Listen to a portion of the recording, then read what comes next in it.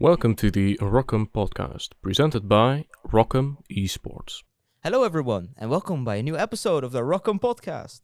I'm again with my co-hosts, Johnty. Hello. And Richard. Hello. And I'm Appa. And I'm with a very special guest, the CEO of Leetify, the CEO of DatHost. He has a career in gaming, Anders Ekman. Hi, pleasure to be here. No problem.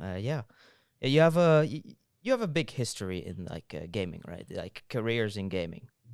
I'm a big nerd, you can say. I spent a lot of time in and around gaming. Same for us. We're also big nerds. We do we do software development and we're gamers, so it doesn't get bigger of gaming nerds than that, I guess. Why did you choose to pursue a career in esports or in gaming?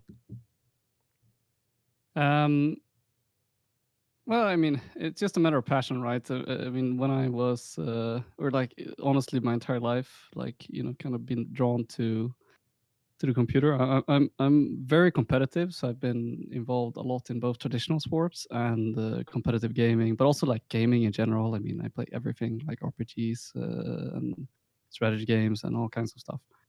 And I think for me, there was always as you grew older, it was harder and harder to compete in traditional sports. So the esports side has always really appealed to me because it's easy for me to kind of hop in and hop out and play a game and keep that sort of competitive side of me sated, I guess. What traditional? So that's probably one of the biggest reasons I think I'm so involved in gaming. What traditional sports did you do?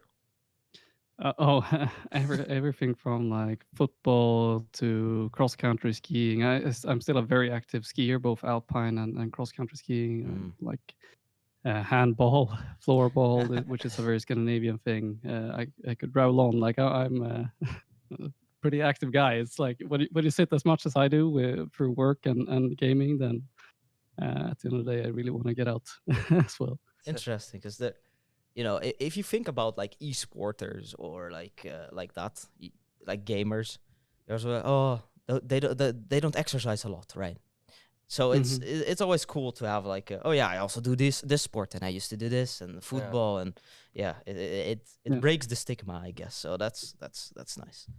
But no person is obviously one-dimensional. There's multiple hobbies to every person, and I think but we always identify ourselves with something. And for me, I always identified myself as a gamer. And then as you talk with people, they're like, oh, I run a lot, and I'm like, oh shit, yeah, me too. You gotta find other topics you have in common. Yeah. So you're the CEO of Leetify, or one of the CEOs of Leetify. I'm the CEO, yeah. The CEO of Leetify. Because I saw on like a post there were two founders, I guess. Yeah, we're two founders. So it's me and Vitaly Suryan, which is our CTO, he's a super talented guy. So we're two founders, and then we sort of divided responsibilities a little bit according to our interests and talent, I guess. Okay. So how did Leetify start? So started. There's like a very long history, short history. I think the medium version is that it's something I've been very interested in for a long time. Obviously, I spent a lot of my teens and sort of early 20s trying to go pro in various games.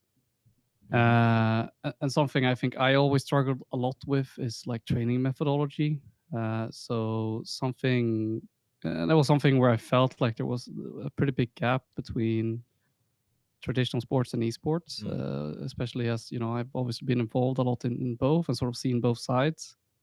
And Leetify has sort of been an experiment in trying to address that at times, or like started as experiments. So first, it was actually like a coaching marketplace for a very short time, where we were connecting.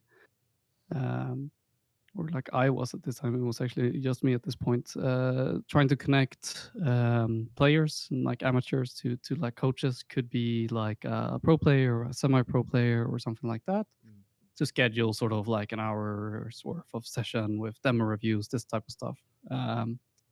And then over time, I was thinking a lot about how I felt like, one of the main problems with training methodologies, like one of the first steps of that is figuring out what you are weak at. And how like demo reviews is very time consuming, and like it feels very nerdy to like spend an hour with a coach and stuff like this. And there's so much data available in Counter-Strike. You have these replay files, which are essentially like event logs of everything that goes on in the game. And I was sort of looking at all the data in there and like felt like, hey, shit, you should be able to like use this data to automatically identify what someone is weak or bad at. And that's around the time I teamed up with Vitali, and we sort of built a very early prototype of this, which we like kind of hacked together on a couch for like a week, and then on come Sunday, I think it was, we like launched it on Reddit, and like completely blew up, and we got like, I don't know, like 5,000 signups over the first like 1 or 2 days. Wow. And had basically like in the Reddit post, we had like, because there was like, we had this idea of like a radar chart which kind of showed your personality as a player, which is in Leetify today, or like not your personality, but like how good you are at aim and utility and these kinds of things. And we had a good idea for that, but we hadn't actually built it yet. But we were like, oh, it looks really cool, so let's like add it in the screenshot. And then like we had a lot of people on the wait list who were like, oh yeah, I want this of myself, and we hadn't even built it yet, so we kind of freaked out and had like a couple of weeks of very intense work to kind of deliver on what we had promised. That's sort of how it started. I use Leetify myself. All three of us use Leetify. Yes. Because it's like, it's just so detailed. There's a lot of detailed information. Which is very nice. I sometimes wish other games would have that as well. Yes. Yeah, and I mean, obviously, building this out for other games is something we're very keen on doing. But for us, we're still a small team, and for us, it's very important to build sort of a great product in one game and then really figure things out there and then scale, rather than like scale to a lot of games really fast and have sort of a half-assed product in all those games. We're still figuring a lot of things out. I mean, something like, I'd say, even if the initial angle was very like coaching oriented, like these days we are much more something like a sort of social performance tracker, like, because at the end of the day, the vast majority of players in Counter-Strike, they are competitive and they want to improve, but it's still a hobby and it's still fun. Like, you come home from work or school and you have time for like 2 or 3 games. And in the past, we spent a lot of time trying to like ask people to give up one of those matches to do like dedicated practice, which is like a very small subset. It's like a very big behavior change, and it's a very small subset of players that want to do that. So these days we're doing sort of less of that and more of like trying to give instant feedback and trying to help you keep track of trends of how you're performing, and like, for example, our match reports are used very heavily by friend groups to just discuss a match after they played, like, oh shit, you had a really good game, or like, oh, this guy on the other team really popped off, but his average rating is very low, so he just had a super game, or this kind of stuff. So really a big chunk of what we're trying to do today is just like help you break down the match and help create discussion points for you and the lobby, essentially.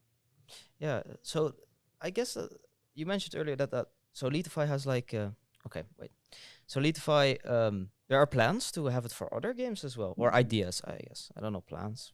Yeah, we even built like a very simple prototype for Valorant with like our Leetify rating and other things, which we haven't launched. It's something we'd love to launch, but as soon as you launch multiple products, you run into both sort of organizational issues, like this person, do they now spend their time towards the Valorant product or the CSGO product, but also like messaging and like marketing issues. Like our website right now is very CSGO oriented. If we were to launch Valorant, sorry, No suddenly one of the first things we want to ask you is like, hey, what game do you play? And like it adds a lot of complexities. So, and we're not really ready to take on these complexities just yet, but definitely something, you know, if we do well, then like late 2023. Otherwise, definitely next year, something we're gonna start looking at is like expanding to other games. We've gotten to a point now where we feel pretty comfortable about our CS product. Whereas like if you asked me 2 years ago, I would have been like, oh, it's shit. It's like it sucks Alright. in every aspect. Like we still have a long way to go. Now it's okay, and we want to get a little bit further, but getting there. I mean, yeah, of course. I guess if you first start off a project, it's, you know, you still have to learn everything. Like, how does it exactly work to make it good, right? And it's just a process, and eventually it gets better and better. So, yeah, I totally get that. I found it interesting, like, from CEO's perspective, like managing projects, right? Because you mentioned like that you have to think about it, like if you want to integrate Valorant into the Leetify, that you have to be like, oh, what game do you play, and like the complexity and stuff. Yeah, that's pretty interesting. Because we run projects ourselves from the esports, from our esports class, like this podcast, for example. We have to organize a tournament and stuff like that. And we're also looking at it like, how do you manage that? How do you integrate new ideas? How do you integrate new ideas to Leetify, for example? Yes, well, I think what you're talking about now is probably more what we'd call, you know, product management, which I think, like, I'm trying to because like there's sort of two parts of it. There's like the deciding of what ideas you want to implement, and then there's the like execution of implementing those ideas. And I think those are two very distinct topics. Like, and is there one which you think is particularly interesting? Obviously, I can do like a general talk about both, but Yeah, just general talk. Yeah. Okay. Well, I think like the first step with anything when you're running like building products or anything that, you know, someone else is going to use and not just you is to really make sure that you properly understand what those users or potential users want. And like the only way to do that is just to spend a lot of time with them and like talk with them and try to talk to them in as casual environments as possible. I mean, you probably have some friends that play Counter-Strike, for example, if you're starting a tournament. So that's a good place to start, and just chatting with them casually and finding out what they're saying. Because like if you want to start a tournament, probably one of the best, and you want to see like, does anyone even want to play tournaments? I mean, one good thing is just to like casually like talk to your friends and like, hey, do you want to play a tournament? And they're like, oh no, fuck you, I'm not a nerd. Like, shouldn't swear maybe on this, but like, and they're like, yeah.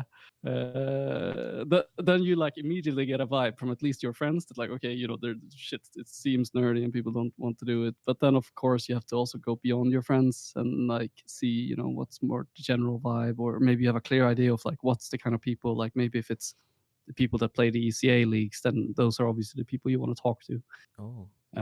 So that's step one, and just understanding everything. And then I think from there, execution can look very differently. It's like, okay, we've decided this is the idea we want to implement. I think there's a lot of good ways to go about implementing good ideas, and we're still figuring out like what the optimal way to do it. But I mean, we like to start with the understanding from the users, and then from that, like understand the problem very clearly.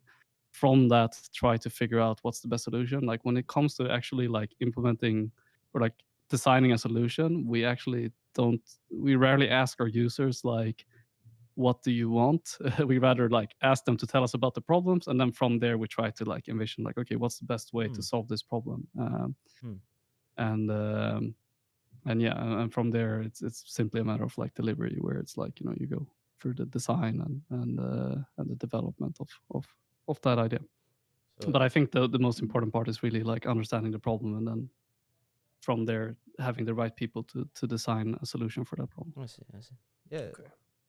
I mean, in some way, like from my understanding, is that having projects is fun and you're doing it and you get stuff done, right? But it's always problem solving. You're always solving a different problem, a different scenario. For instance, like, yeah, you could easily have a tournament, but how are you going to do it? What's the whole infrastructure about it? What's the logistics? It's like every single detail that comes up comes with a different issue that you have to figure out. And I think that's definitely one of the things you definitely have to master. I mean, you never really master it, but it's definitely always the thing you're working on. Just problem solving, talking, communicating. It's just so important.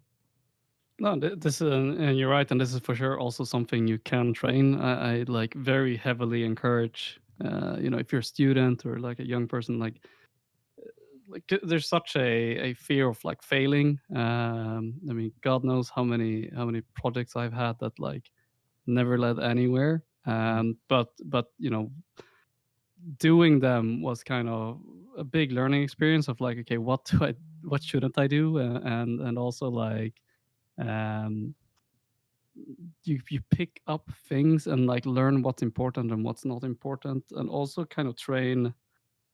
People are wired a little bit differently. Some people maybe never will be product visionaries or anything like that, but like you still pick up things that helps you like come up with creative ideas and things like this. So I do think that's something I wish, for example, the schools would push people more into is just generally like starting projects, like creative projects, and eventually closing them as well. Yeah, that's also a good one. Actually. So I'm just because it's so much you can learn. I'm just wondering, right? If you think about it right now, you have. I would say, I'm gonna just say it. Just swallow your pride with that. You are very good at doing projects. You have learned a lot. Would you think that if you were to restart an old project, you would do it better or would do it worse? Oh yeah, for sure I would do it better. But like some like there's also great in this because like some ideas are just bad. Like I've had a ton of really bad ideas. Yeah, I know. But yeah, I mean totally like it would be a disaster if I did more poorly. I think in a lot of times like like from the outside perspective, it might not look as if I have done it better. But the main difference might have been that I would have like killed that project within 6 months instead of 1 year and stopped wasting my time because I had figured out all the essential things that could lead me to that decision faster.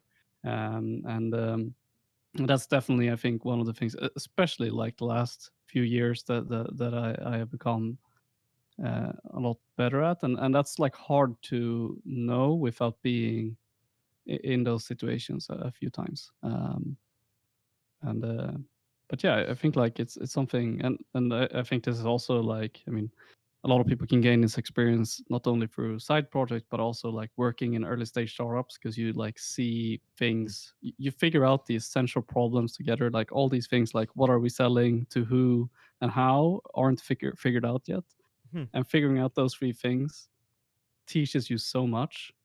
So even if that company fails, or even if you're not the founder or CEO, you're going to learn so much along the way of like how things, how to do these things properly, or at least not properly. So that's another environment I think is a very good place to be in generally. It's indeed what you said earlier. Most people are like scared to start something, start something new.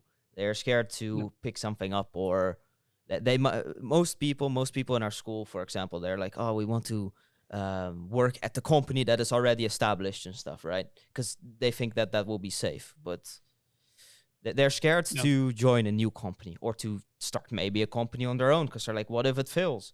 But if it fails, you learn from it, of course. So yeah, that's interesting. But so what are like some ideas for Leetify, for example, that have been scrapped?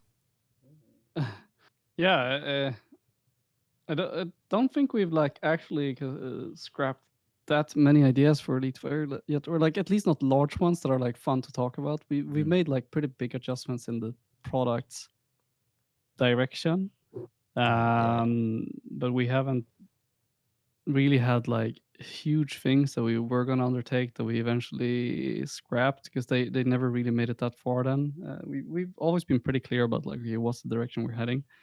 We did have like, for example, one thing which was like personalized training programs was something we actually had even built out, but decided not to launch.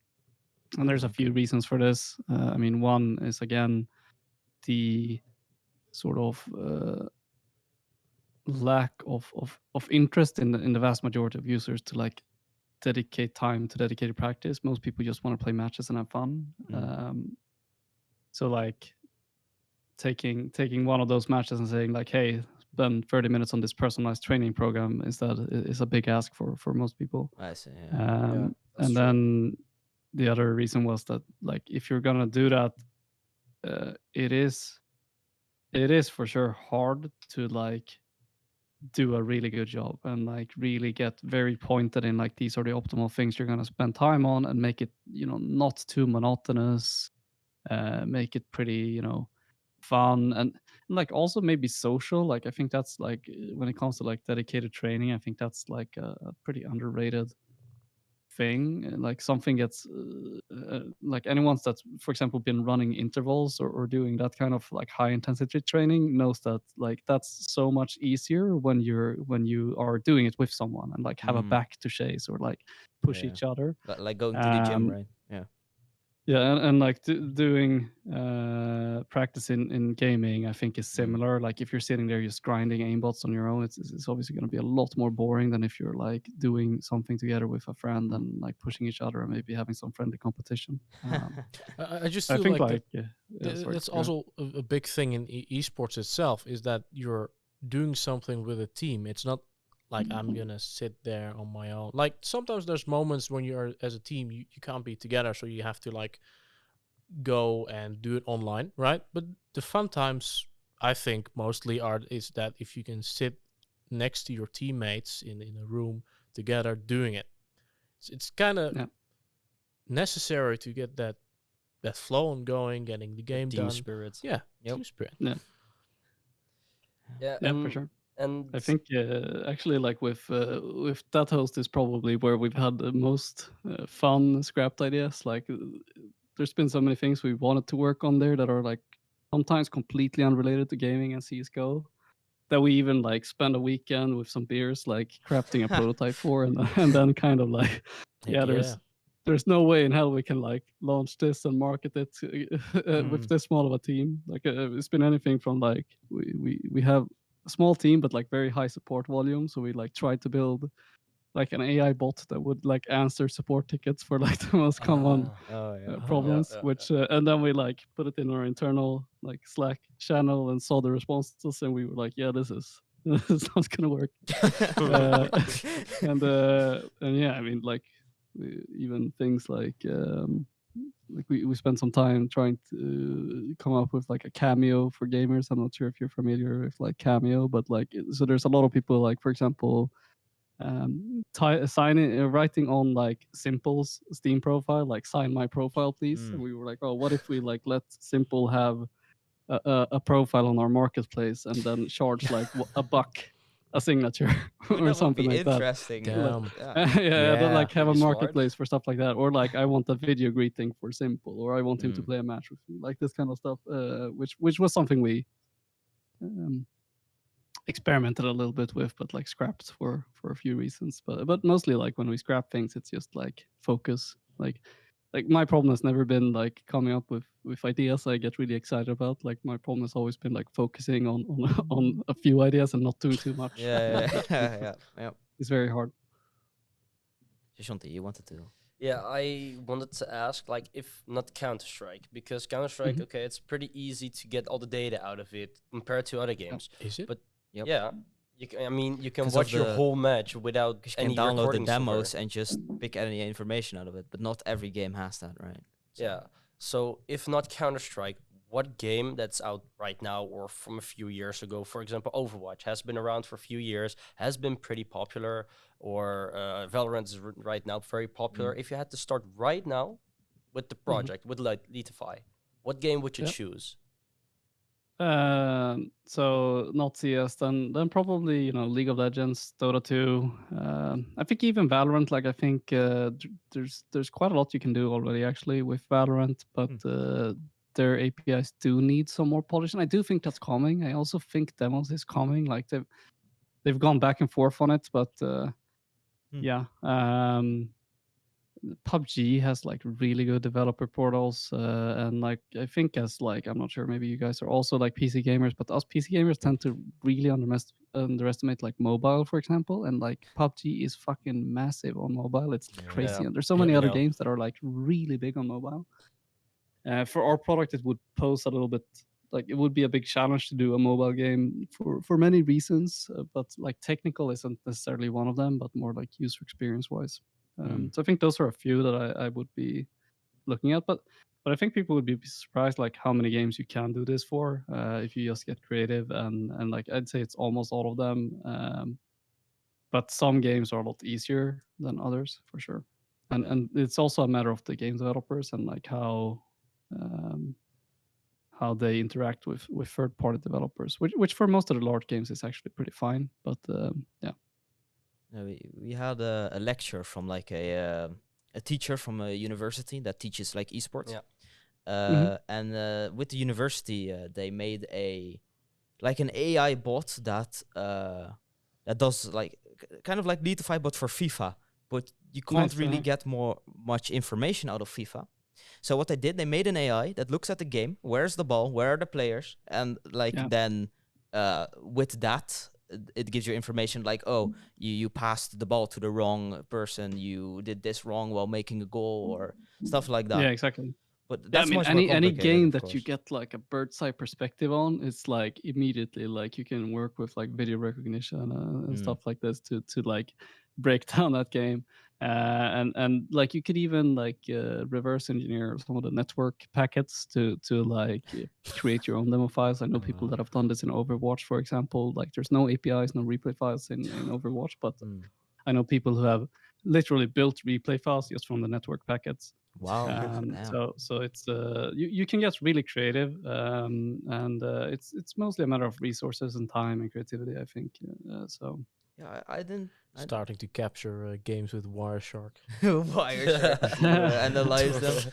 I didn't even think about that will be possible. That's wow. Yeah. It's like I'm a decent IT guy, you know, and it's like when I think about like Wireshark and packets and like the whole thing, I think, all right, so we're analyzing a massive stream of data and like packets, and sure, we can find some things that shouldn't happen and should, but then if you're able to grab, I mean, it's possible to easily grab that data out of it. It's just you have to figure it out really, and it's so hard. It's so hard to do. So prop for the guys that did it. Will I be doing it? Probably not.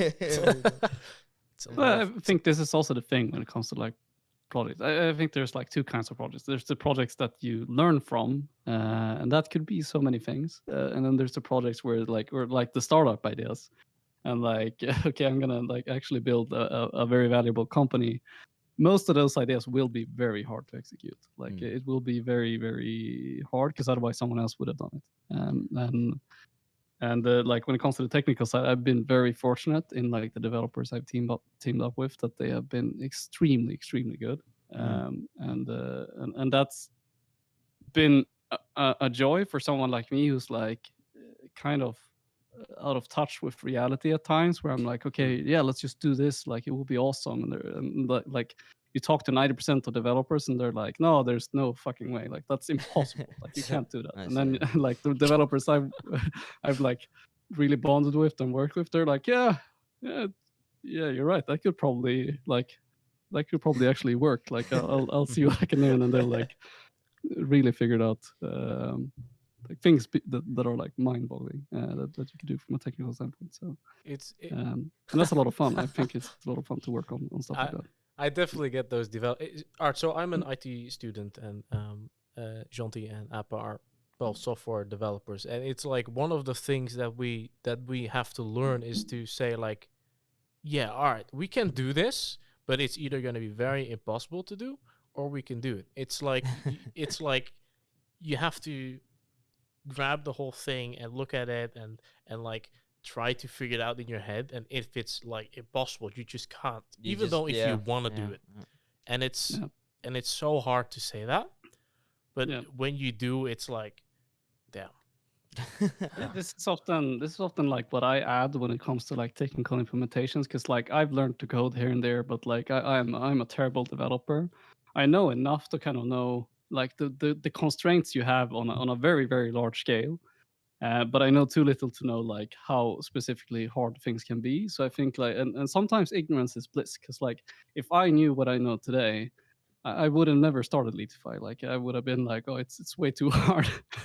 and Whoa. but like when you don't, you kind of but and you also help like people question, because like there's been times where, and this happens for me too, where like I have certain areas where I'm very strong, like marketing and product management, and like for example with my co-founder, like sometimes we will be talking about the technical thing, and he will be like, oh no, we can't do that, and then I will be like, why, just do this, and he's like, oh actually, like you're right, that's so dumb, but like yeah, you're actually right. And then the same way for me with like product management, I will like make something super complicated in my head, and then he's like, dude, like why don't you just like go to this user and ask, and I'm like, well, okay, yeah. A lot of Right. perspective is needed, man. It's, Yeah, it's yeah, like yeah. it's like it's like you can make everything you want to make. If you are you going to be able to do it on your own? Sure, but if you do it together with a large group or small group, and you get different types of views and you get feedback, then everything. That's kind of also a thing that makes products better, right? Because you're talking with people about it. Like Yeah. we with this, like that came up earlier. Like yeah, it's like you get a group of friends, you ask them how it would look like, and you get feedback, and you think like, oh yeah, right. And then yeah. same thing with projects, like, hey, should I do it in this type of code or that type of code? And they say like, oh, I mean, you could still put a dot right there, or maybe a bracket over there. I mean, you could fix the code. It's Yeah, like you yeah. always need a second or third or fourth or fifth pair of eyes Yeah. to get things done. I can relate it to code, because you're like coding something, and you're like, why is this not working? It's impossible. And then I ask Johnty, like, why is it not working? He's like, oh yeah, this needs to be done. And I'm like, oh, it all makes sense now. Yeah. No, and like we were talking about discussing, for example, like pursuing a career in esports, and like these projects, like we talked about, like you working on an esports podcast or tournaments, or even like crazy shit, like reverse engineering like the network code in Overwatch to make like replays. And like I think these projects, because like a lot of people when that want to work in esports are often very young, because like it's a young space, and oftentimes you come out of like you come straight out of school, you have like no impressive resume, and we've hired a ton of these people that are like, we've even hired people that were like doing school and dropped out to start working at our place or company. And like the thing that stood out with like all those people is like how many side projects they have taken on, and how much stuff they're just like doing that is helping them gather relevant experience at like such an incredible rate. We've had like developers who literally built like similar things to Leetify on their free time, like analyzing CSGO matches or even other games, and like building a site with data for them and their friends and stuff like this, to like HUDs for tournaments, matchmaking platforms, you name it. And then but if you're not a developer, or even if you are a developer, like it's still very meriting that you've done like product in the space. Again, like it could be a podcast, it could be just that you had a Discord community that you've grown a ton. And I think these are things that like almost anyone can start it, and like you can do it almost any time. Like even if you don't need to wait until like, oh, I graduated, you can do it while you're like at school. You will learn a ton from it. So like if you gain nothing else, and you don't get the job from it or anything, like you will still have learned a ton. And like I would I mean, it would be weird if you don't get a job from it, because if you do enough of these, you will eventually be so attractive to like employers that they look at your resume or your application and be like, "Whoa, holy shit! Like, I need to talk to this dude, like, or girl, because like she's been doing so many crazy projects, and it's like it's super inspiring." Yes. So as a CEO, you don't if you hire an employee, you don't necessarily only look at someone's like degree. You look further than that. I personally look very little at degrees, but that's maybe also like a personal thing, because I never studied beyond like high school. I think would be the related step in the Swedish school system. And like I personally was very unmotivated in school. Like generally had an easy time to learn, but like school has bored me a lot because it never let me like dig as deep as I wanted to in like the topics I became really interested in. And I have a hard time when like I don't see a clear point with things. It's very hard for me to like engage myself. Same.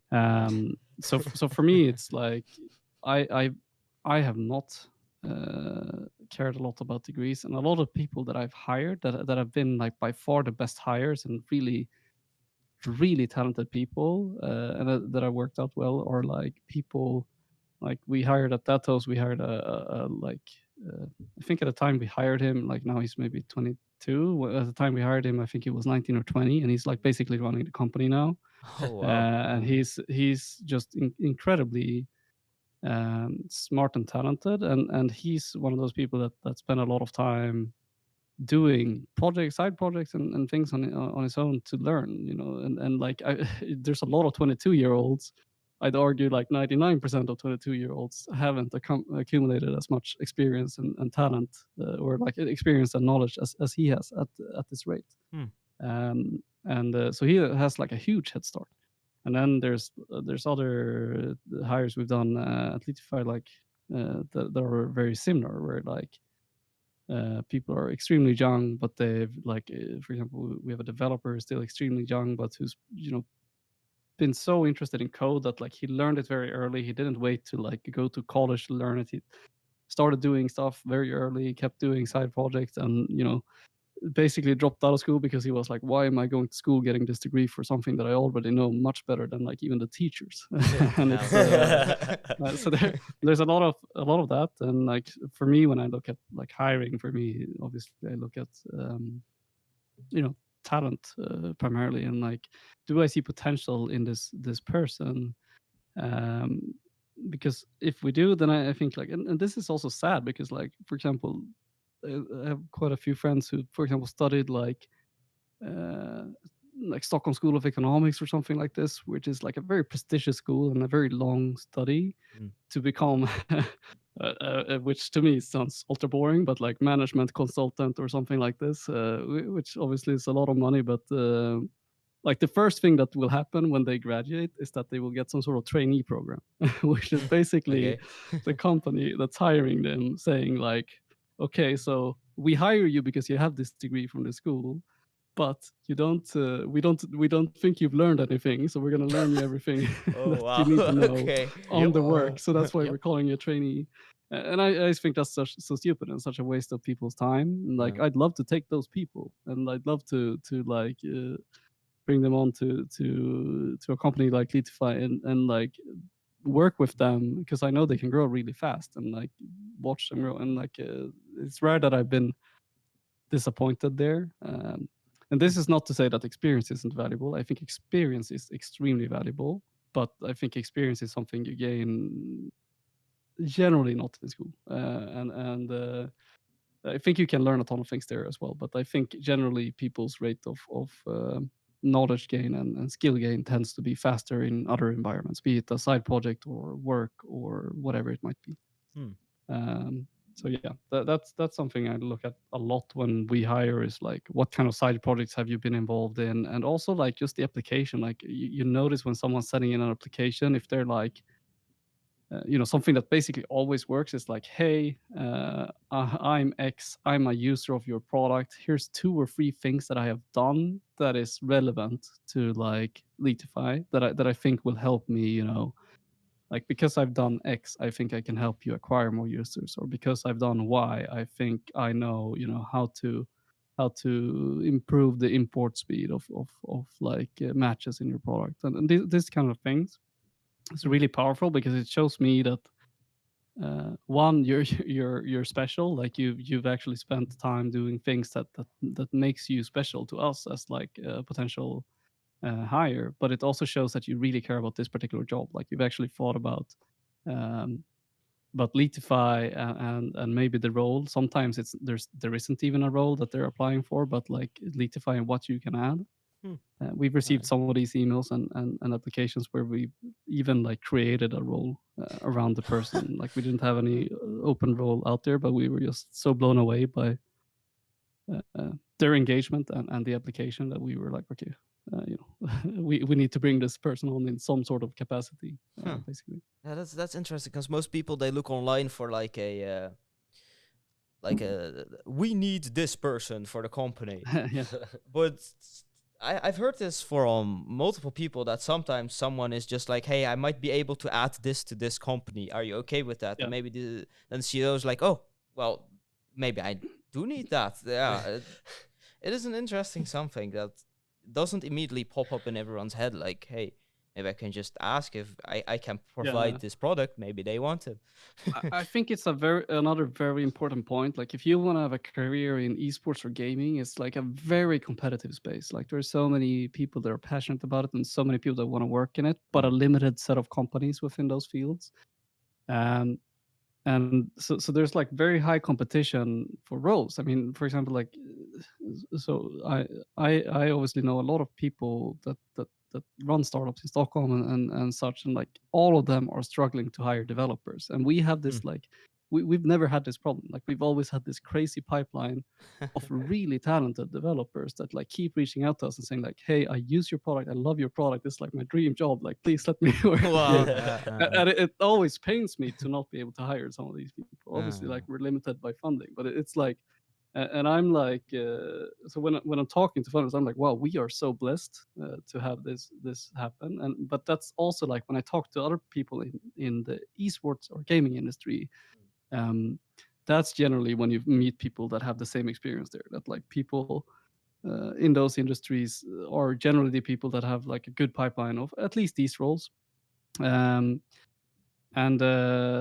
So like there's a high competition there, and if you want to land those jobs, you need to I mean, one, like the relevant experiences, but you also need to be very proactive. Like you need to make sure that they know you exist, and preferably before you apply to a job there, because like a lot of these companies are Discord native. Like you can literally reach the CEO directly or founder directly through Discord. And like shooting an email is also a good idea, I would say, because that helps sort you into, because like a lot of the times maybe we're not hiring right now, but we want to keep track of candidates for the future. So then like with an email, it's easier for me to add that to our short list of people. Like, hey, when we are hiring a developer again, I'm going to reach out to this guy. And chances are that they won't be hiring for your position right now when you reach out, but we have a long list of talented guys and girls that we basically are like, oh, I hope we can hire this person one day. we don't have either the funding or the need for this person right now, but I'm trying to like stay in touch with them because like their application was amazing and we've had a short talk and they seem really talented.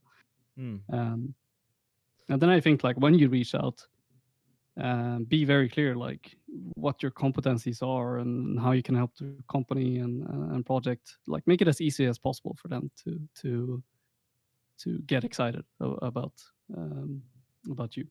Yeah. And like give examples of what you've done in the past, for example, like if you've done side projects and yeah, like for us, we've hired exclusively from our user base. So I think that's also like when we have that luxury, it's very hard for us to motivate to like hire someone that isn't using the product, because like that kind of passion is very hard to beat. So if you are a user of the product, make sure that shows, because like I think in any industry, in any company, they will always be more excited if you're like actually a customer or user of theirs. Shows some sort of engagement with that particular company. So yeah, I think like proactivity is very, very important. And like you can even hang, like, I mean, there's a ton of people who've just hanged on our Discord and been very active there, so we kind of knew who they were. And then eventually we like started talking and like, oh wait, like you're a developer, and then they're like, oh yeah, actually I'm working on this side project. It's like, why are you not working with us? Wow. So yeah. I'm also curious, where did the name Leetify even come from? Yeah, it's well, I think naming things have always been really hard. We basically had went off the word lead, and then obviously ify is both a sort of bending to imply like to become something, but it's also like a very popular ending with startups such as Spotify and Shopify and all kinds of other startups. So for us, that was basically how we ended up with Leetify. Was like, okay, well, it kind of means to become lead or elite, and then we kind of found that the .com domain was available, and it's a short .com domain, which is very rare that those are available these days. And we were like, oh yeah, because like let's go with that, and then it kind of stuck. So. Yeah, I feel like it's very important for companies like the name, because that's the first thing someone sees, right? If I look at my phone, all right, it's Leetify, that's the first thing I see. So, you know, I guess it's important to have a good name. I think it's both important and not important. I think a lot of the brands that are like very large, that you're like, oh yeah, that's a pretty good name. Like if you stop and think about it, oftentimes you'll be like, oh, it's actually a pretty stupid name, but like it just stuck. I think that's true for a lot of big brands, to be honest. Yeah. What did you want to say, Johnty? No, the most important things are, in my eyes, the name and the logo, because a logo is something you'll remember even if you don't know the company name. Yeah. For example, if we look at teams, esports teams, back then I knew almost every team that I liked with like the players, the logos, but I didn't know the names. Yeah. Because for example, FaZe is easy, Cloud9 is pretty easy, but for Liquid, for example, it's a horse, or what is it? But it doesn't have anything to do with the name Liquid, you know, for something like that. Because obviously Liquid's popular as well. It's as a seahorse. It's not just a horse. It's a seahorse. Oh, like that Liquid. Okay, yeah. That's not what popped in my head. I have never thought about that. That's actually pretty. I found it funny because I found that out not too long ago. I was like, hey, that looked like a seahorse. Sea Liquid. Oh, I see. Okay. Okay, that's pretty. That's pretty. Okay. I mean, if you, I mean, it takes a bit. If you like, if you actively start looking at it, and like, it's like a painting. I think that esports shirts and esports jerseys are like paintings or like a work of art. It's because like, yeah, I mean, every shirt is different and everything has their own characteristic, right? And the same thing with like the seahorse. It's I don't know why they chose it. Like once. At some point, I want to ask them why they chose it. Yeah. But like, it's just, I think that the whole package is something that needs to be engraved in people's minds, and when you've got that, I mean, that's amazing. Yeah. How did you guys like chose the like the color scheme for the site or the logo, or how the logo even looks like? Just the art side. I think that the logo was very undeliberate, and that's probably something we're gonna update at some point. It's been something we wanted to update for a while, but it's always like people get really emotional about logos, and nobody ever thinks like a rebrand was good. Like everybody's always like, oh, the new logo sucks. But the colors was actually very like I mean, I really like pink, and we also felt like pink would really stand out in like the gaming space. There's a lot of like black and red or like black and yellow and this kind of stuff, and like pretty aggressive, pretty masculine, pretty flashy, like orange, serious colors. And we Yeah. felt like if we used pink, like that would make us both stand out. It would make it immediately recognizable that something is Leetify, which I think it's worked pretty well with for, because like there's very few others that use it. And then we also felt like it would give a little bit of a different impression, like maybe a little bit friendlier and a little bit more gender neutral as well. Or like, I guess, you know, pink is a very feminine color as well. But like in the gaming space, I think that would be a good thing, because like it's very male dominated. So so yeah, we actually put like quite a bit of thought into that, and like the coloring, but the logo was pretty accidental. Basically, like working with a freelancer and like ended up with this, and then we haven't changed it so much since. So I'd be surprised if we're still using the same logo in like 2 years or something. To be, I'll be very honest. If it's like I use websites from time to time, right? And if I want to give some people like an example, like, hey man, I want to. A lot of people tell me like, hey man, I want to make a website and blah blah blah. I tell them some of the examples I give is the website of Leetify, because I think it's such a clean, just beautiful design. I just love it. It's like amazing. And if you work at night, it's not the flashbang. Yeah. Yeah, I mean, I love it. I love it. I just keep saying it. I love it. Yeah, it's amazing. Also, the coloring, I can definitely see that. Like the pink coloring, it's like it feels helping, or it feels friendly indeed. That I can see that. That's like as a helping friend. Then you would be like, oh, pink, you know, help. Yeah, I see that. You get that feeling from it. So that. As a user, it works. It's not. I'm glad you like it.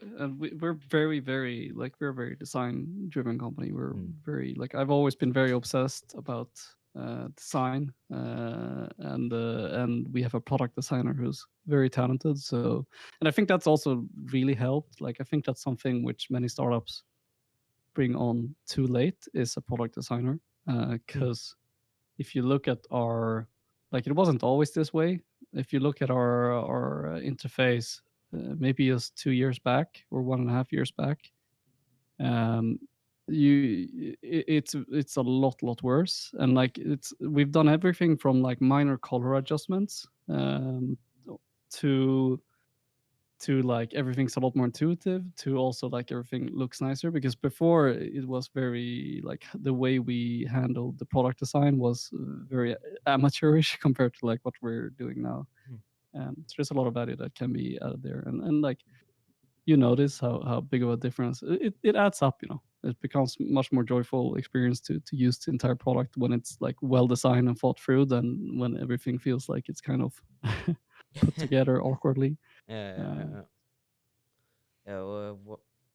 sorry, I have to talk about it again, because the thing is, the thing about the color I like is that it's not flashy. It's very soft. It's just I don't know. It's, please tell the person that made this that I kind of want to kiss them, but I probably shouldn't, because this is amazing. This is amazing. Product designer, you said so. I'm sure they'll be super happy.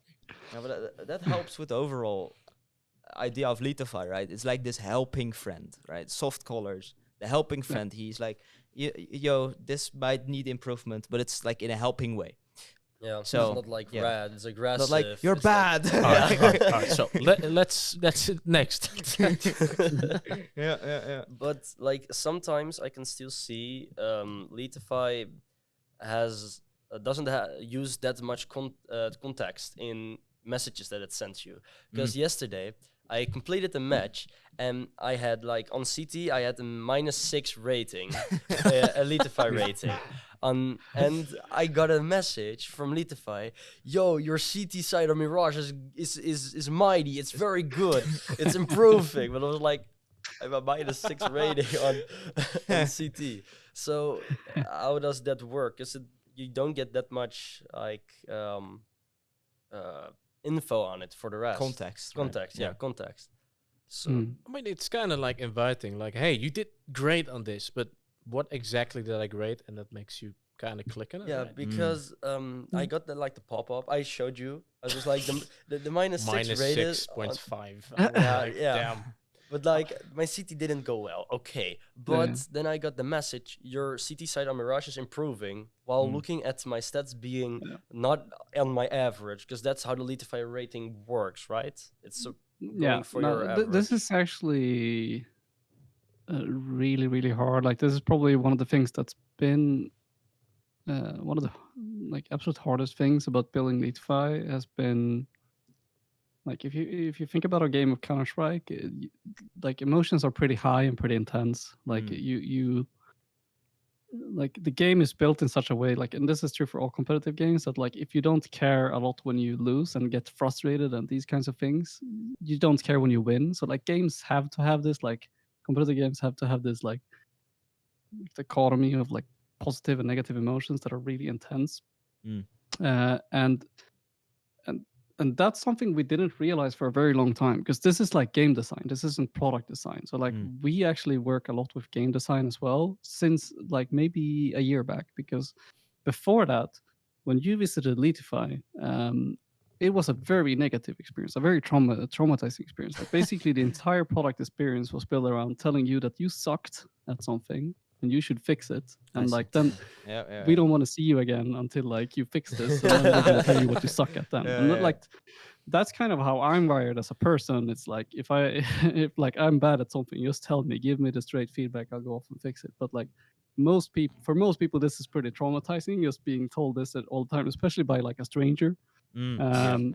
So like that's something we realized like almost too late, to be quite honest. Like that's something we realized very late, and have adjusted for a lot the last year. And like how can we make using Leetify a positive experience for the most part, and really be very conscious about the emotional state that you are in when we are doing things like sending you a message, doing a match report.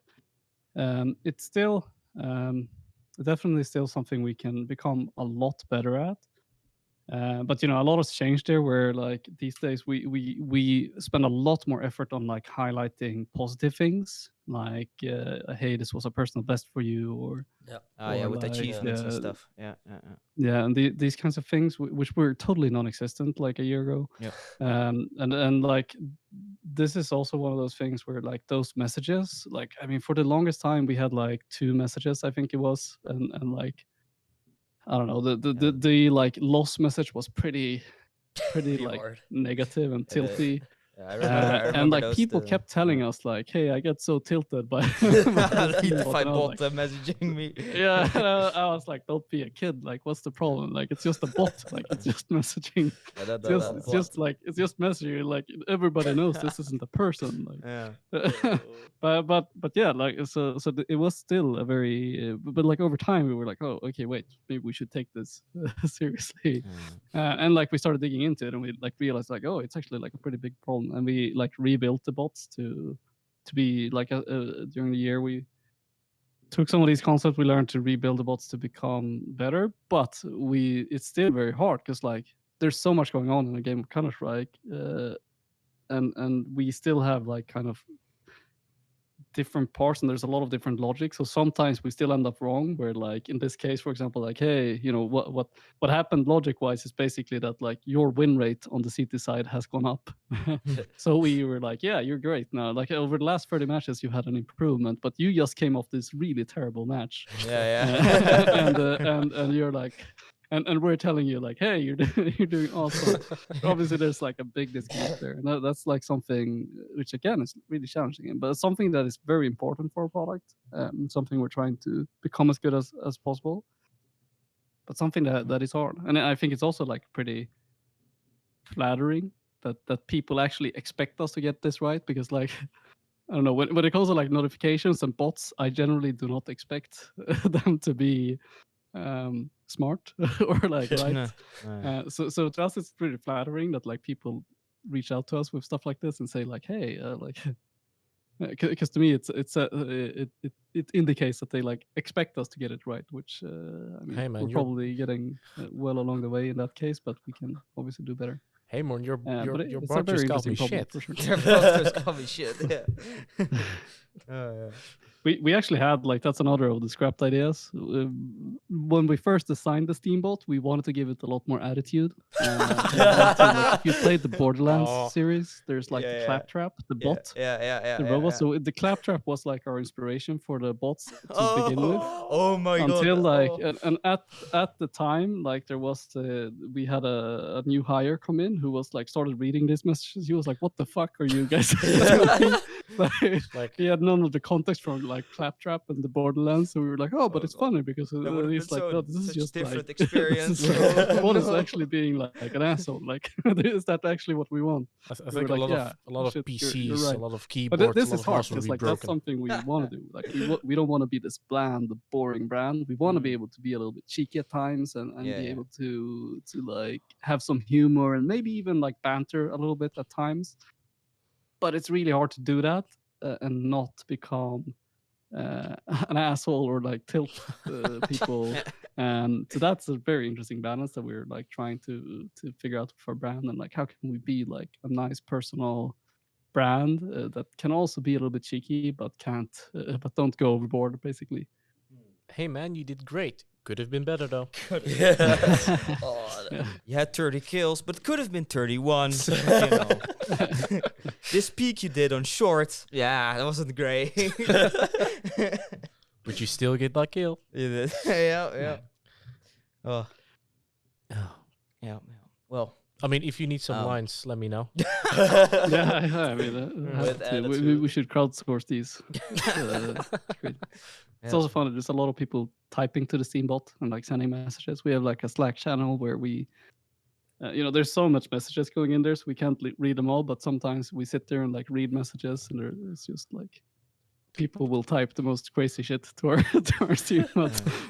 And there's a lot of lobby invites. So I mean, we want to. Oh, I do that someday as well. when we're bored, we can jump into people's lobbies on the Steambots and play CS with them. Leetify bot. So, yeah, as a joke. Yeah, that's funny. All right. Well, our podcast equipment is running out of disk space again. We're running out of time. This happened the last time as well. We recorded a podcast and we ran out of disk space. We had to, but yeah. We should get a larger SD card. We should definitely get a larger SD card. If you're down, we would love to do. We would love to have you again, Anders, if you're down sometime.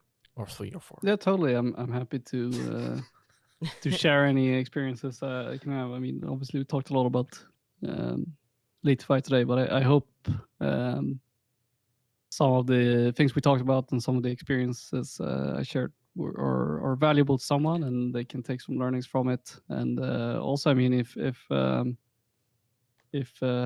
people reach out, I mean, I get a lot of messages from like young people that are like starting in their career or whatever, and you want to help everyone. So like I think the part of what I hope to do here is maybe give some advice for like how you can start your career. And I think like one of the things I really want to stress again is like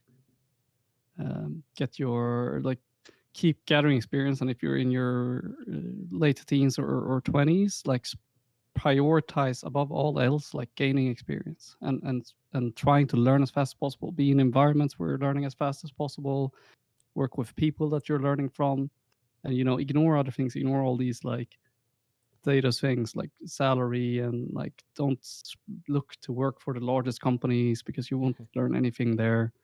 And I think like that's something that's very important that a lot of people get wrong, because if you focus on this, you will be much better off in the long term. You will gain so much experience that like when you're in your 30s, 40s, you will be able to land that really, really nice dream job, and either you really love working on that, and you will like, instead of wake up on Mondays and hate life, you will go there and like, shit, this is awesome. I get to work on this really inspiring project. And you will also be in a much better negotiation position when it comes to compensation as well. If people have questions or want advice, then reach out to me on LinkedIn or Discord. I'll put the link to your LinkedIn in the description if people wanna check you out or have questions. But thank you for joining. Yeah, well, my pleasure. Thanks to my co-host for joining me again, of course. No worries. I can put up with you. All right. But yeah, I'll see everyone in another episode again. And welcome in 2023. Welcome to 2023. Bye-bye. Thank you for listening to the ROCM podcast. You can follow us on our socials, Instagram, TikTok, YouTube, LinkedIn, and Twitter with the handle @ROCM_esports.